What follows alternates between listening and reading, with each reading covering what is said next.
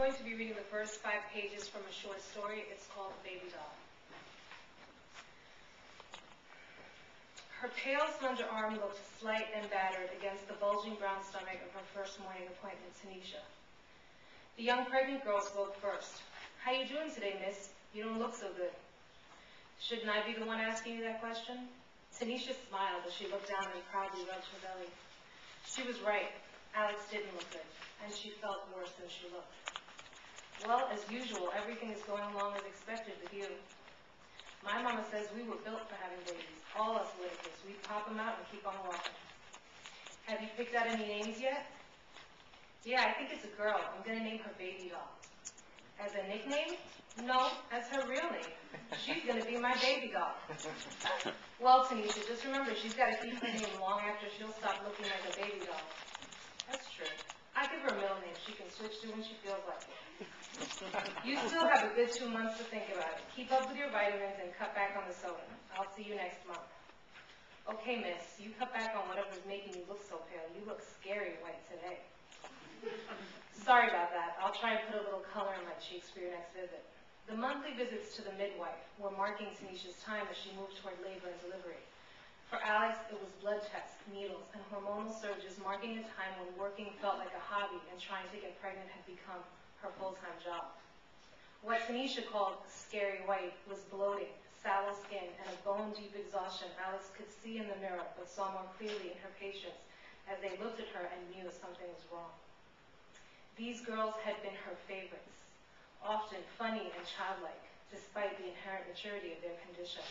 Alex had been one of the first to volunteer to move from the upscale midwifery center on the Upper East Side to the freestanding midwifery center in the Bronx. On the Upper East Side, the women who came to them were making a statement about who they were and what they valued, which made midwifery a valued service. Up in the Bronx, only 1 or 2 generations away from the frequent traditional use of midwives, or parteras as they were known in Spanish, the girls who came to the center were not convinced. They did not long for natural childbirth. They wanted short, easy, painless childbirth. Some would even walk in and say they wanted to be knocked out and they didn't want to remember any of it. Many of them used the opportunity to express fear about childbirth as a way to express the greater fear about motherhood, which was rarely discussed. There were other women at the Bronx site, adult women, progressive women choosing motherhood and midwives on their own journey toward meaning in life, but Alex wasn't attracted to them. It was the girls, with minds too young for the demands of motherhood, but bodies ripe for the task, that Alex loved the most. These girls had to be sold on the services and benefits of a midwife, and many left after their first appointments and never returned. Some days it was hard to figure out why they had put the center here in the first place. Mostly it had been about money. The city was seeking a low-cost alternative for the mostly Medicaid state-subsidized population, and the midwives were all about converting women everywhere back to the idea that pregnancy was not an illness, but a natural function of life. And they could do it a lot cheaper than a hospital by a large margin. It was an odd pairing of priorities from the start. The girls that stayed did so mostly because it was in the neighborhood and easy to get to. And later, as they got to know the place, they began to feel a sense of pride and ownership over what they were doing and the center itself. But that came much later, for most of them, almost just before giving birth. Her attraction to them had started as a great respect for the capacity their bodies possessed to create and birth life. She admired their pregnancies and labors with a certain degree of detachment from the reality of their lives as mothers. Their incredible elasticity and resilience reminded her constantly of the disparity between the gifts of nature and the demands of the modern world. She could not remember when she started hating them, but was sure it was sometime shortly after starting her fertility treatments. Lately, she had taken to blaming the drugs, which were meant to give her hope for everything that went wrong. At first, her infertility seemed like a lie, a diagnostic error. How was it possible that she, who had ushered so many lives into the world, would be denied her own chance? The first doctor gave her the whole speech about the rapid decline of eggs and the diminishing hormones of a woman's late 30s. She hadn't really heard anything after he said, "Your husband's sperm is fine. You're the one having difficulty conceiving." She had convinced herself the night before the appointment that it had to be him. He had smoked a lot of pot in college. She had read somewhere about pot and sperm, not a good combination. He rode that stupid bike around everywhere. It had to have crushed his sperm. It had to be him. She was not prepared to hear that it was her failure.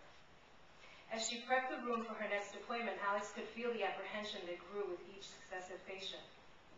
She laid out the instruments, checked the charts to make sure she could make an attempt at pronouncing the girl's name correctly, and then sat in the chair by the examining table with her head leaning against one of the stirrups. She felt dizzy and nauseous. Her lower back was throbbing with pain and tension.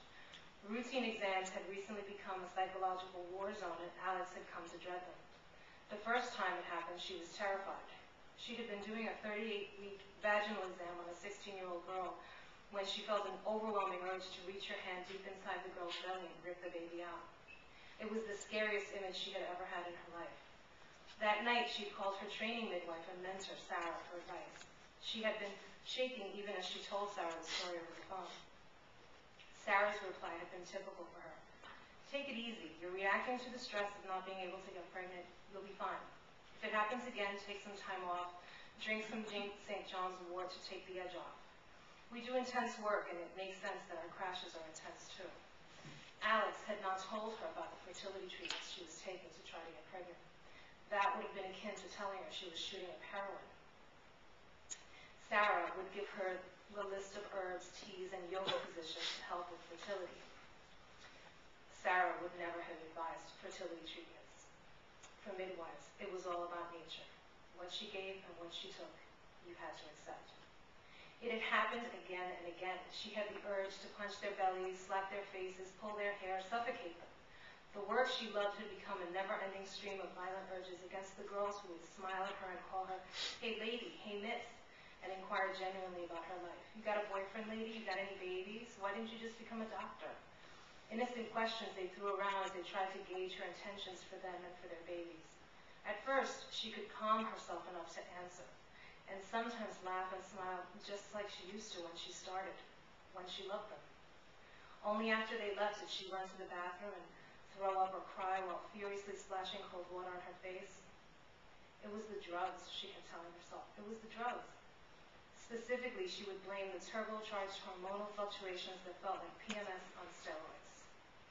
It had to be the drugs.